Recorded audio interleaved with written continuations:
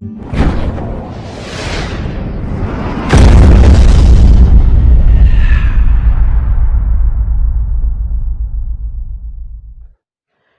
Everyone, मैं Hitesh Thakur PSM education में आपका हार्दिक स्वागत करता हूं।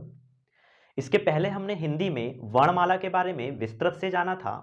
आज हम वर्णमाला के अंतर्गत अयोगवाह के बारे में पढ़ेंगे और साथ ही अंतःस्थ व्यंजन का वर्गीकरण भी पढ़ेंगे कि लुंठित व्यंजन, पार्श्विक व्यंजन और अर्धस्वर व्यंजन क्या होते हैं। तो चलिए स्टार्ट करते हैं।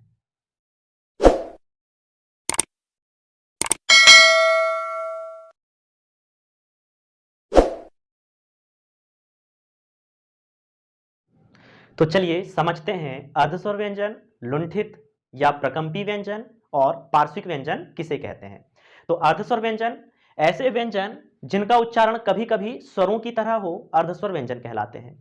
तो य और व ये अर्धस्वर व्यंजन होते हैं क्योंकि इनका उच्चारण कभी कभी स्वरों की तरह होता है। जैसे एक शब्द यहां पर मैं लिख रहा हूं, सामुदायिक। इस सामुदायिक का उच्चारण हमारे मुख से क्या निकलता है? सामुदायिक निकलता है। यानी ये य जो है इसका उच्चारण किसके रूप में होता है? कभी कभी ई के रूप में, सामुदायिक और सामुदायिक। वैसे ही एक शब्द है भावुक, लिखा तो है भावुक लेकिन इसका उच्चारण कभी कभी क्या निकलता है? भावुक निकलता है। क्या निकलता है? भावुक निकलता है। यानी कभी कभी य का उच्चारण हम ई की तरह करते हैं और कभी कभी व का उच्चारण हम उ की तरह करते हैं। इसलिए य और व को हम क्या कहते हैं? अर्धस्वर व्यंजन कहते हैं। संधियों में भी जब हम हिंदी में संधियां पढ़ते हैं और संधियों के अंतर्गत स्वर संधि पढ़ते हैं और स्वर संधि का एक भेद यण स्वर संधि पढ़ते हैं, तब भी हमें य और व का बहुत अच्छा प्रयोग देखने को मिलता है। जैसे अत्यंत, एक शब्द है अत्यंत, यदि हम इसका संधि विच्छेद करें तो क्या हो जाएगा? अति धन अंत हो जाएगा। और प्रथम शब्द का अंतिम वर्ण यहां पर क्या है? ई है। और द्वितीय शब्द का प्रथम वर्ण क्या है? यहां पर अ है। ई और अ मिलकर क्या हो जाता है? य हो जाता है। क्या हो जाता है? ई और अ मिलकर क्या हो जाता है? य हो जाता है। एक साथ पढ़ के देखेंगे, ई अ, ई अ, य। क्या उच्चारण निकल रहा है? य का उच्चारण निकल रहा है। उसी तरीके से अन्वय का अगर हम संधि विच्छेद कर दें, किसका संधि विच्छेद कर दें? अन्वय का, तो संधि विच्छेद हो जाएगा अनुधन अय।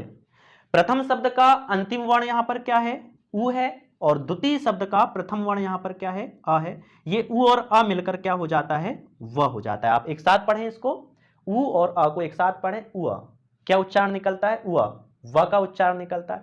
इसलिए व को और य को हम क्या कहते हैं? अर्धस्वर व्यंजन कहते हैं।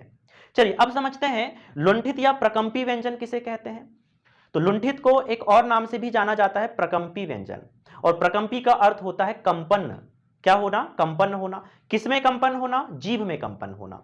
तो ऐसे वर्ण जिनको बोलते समय, जिनके उच्चारण करते समय हमारी जीभ 3-4 बार कंपन करे या 3-4 से अधिक बार कंपन करे, उसे हम कहते हैं प्रकंपी व्यंजन या लुंठित व्यंजन।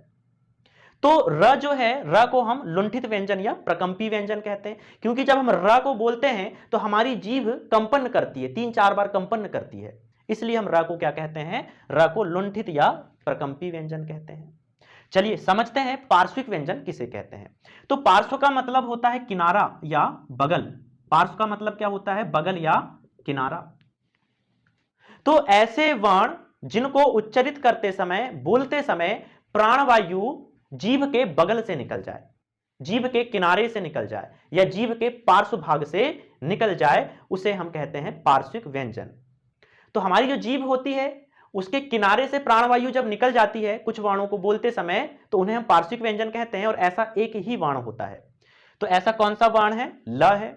जब हम ल का उच्चारण करते हैं, आप ल को जब बोलेंगे तो आप देखेंगे जीभ के दोनों किनारे से क्या निकल जाती है? प्राणवायु निकल जाती है। ल, आप बोल के देखें, ल।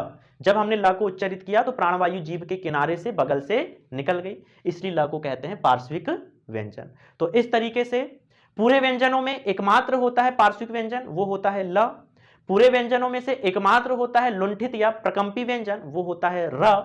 और पूरे व्यंजनों में से सिर्फ 2 ही व्यंजन ऐसे होते हैं जो अर्धस्वर व्यंजन कहलाते हैं, वो होते हैं य और व। चलिए र के बारे में अपनी भी कुछ विशेषताएं हैं, इसको हम अलग से पढ़ेंगे कि जितने भी वर्ण होते हैं सबका आधार होता है, सबका क्या होता है, आधार होता है, लेकिन एकमात्र वर्ण है जिसका आधार नहीं होता और वो वर्ण है र।